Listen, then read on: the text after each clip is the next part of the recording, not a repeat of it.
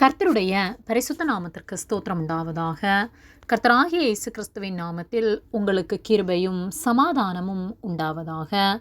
இந்த நாளுக்குரிய தியானத்திற்கான தேவ வார்த்தை 2 கொரிந்தியர் அதிகாரம் 12 வசனம் 9.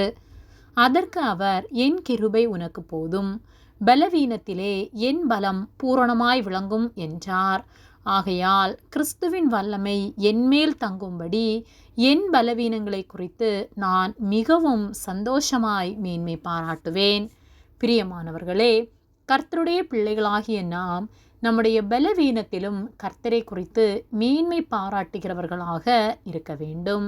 அவருடைய இரத்தத்தினால் கழுவப்பட்டு அவரை ஏற்றுக்கொண்ட அவர் பிள்ளைகளாகிய நாம் நம்முடைய பலவீனத்திலே நாம் சந்தோஷத்தோடு கர்த்தரை மேன்மை பாராட்டுகின்றோமா, அல்லது அவருக்காக வாழ்கின்ற எனக்கு இப்படி ஆகிவிட்டதே என்று சொல்லி கர்த்தரை முறுமுறுக்கின்றோமா என்பதை சிந்தித்து பார்க்க வேண்டும்.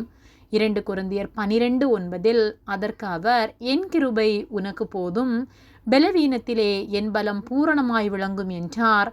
ஆகையால் கிறிஸ்துவின் வல்லமை என்மேல் தங்கும்படி என் பலவீனங்களை குறித்து நான் மிகவும் சந்தோஷமாய் மேன்மை பாராட்டுவேன் என்று பவுல் சொல்லுகிறார். நாம் கர்த்தருக்குள் வாழும்போது ஒருவேளை நமக்கு பலவீனங்கள் வந்தாலும், சோதனைகள், போராட்டங்கள் எதுவாக இருந்தாலும், அந்த போராட்டத்திலே, அந்த பலவீனத்திலே கர்த்தர் நம்மை கைவிடாமல் கர்த்தருடைய வல்லமை நம்மேல் பலமாய் தங்கும் என்கிற விசுவாசம் நம்மில் இருக்குமானால், அந்த பலவீனத்திலும் சந்தோஷத்தோடு கர்த்தரை குறித்து நாம் மேன்மை பாராட்டுகிறவர்களாக இருப்போம். கர்த்தருடைய வல்லமை நமக்குள் இருக்குமானால் அந்த பலவீனத்தை குறித்து நாம் முறுமுறுக்கிறவர்களாயிராமல் அந்த பலவீனத்தை குறித்து நாம் மேன்மை பாராட்டுகிறவர்களாக இருப்போம். கர்த்தருக்குள் நாம் உறுதியாய் இருக்கின்றோம் என்ற விசுவாசம் நமக்குள் இருக்குமானால் கர்த்தர் நம்மில் தங்கி இருக்கிறார், பரிசுத்த ஆவியானவர் நமக்குள் கிரியை செய்ய அவர் தங்குகிற நம்முடைய சரீரம் பரிசுத்தமாய் காணப்படுகிறது என்ற விசுவாசம் நமக்குள் இருக்குமானால் பலவீனத்திலும் கர்த்தரை நாம் சந்தோஷத்தோடு மேன்மை பாராட்டுகிறவர்களாய் நாம் காணப்படுவோம்.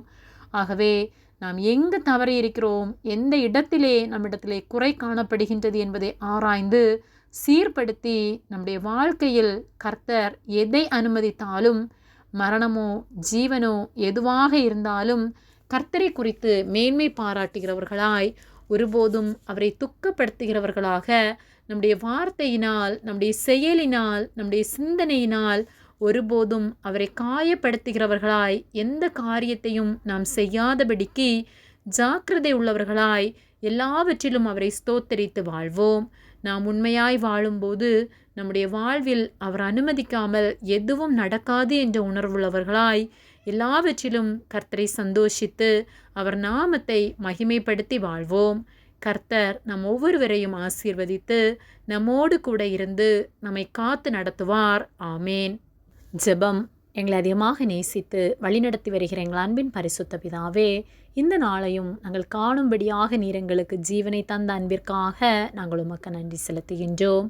நாங்கள் தியானித்த வார்த்தையின்படியே எங்கள் பலவீனங்களிலும் உம்மை துதிக்கிறவர்களாய், உம்மை ஸ்தோத்தரித்து வாழ நீர் எங்களுக்கு உதவி செய்யும்படியாய் ஜெபிக்கின்றோம்.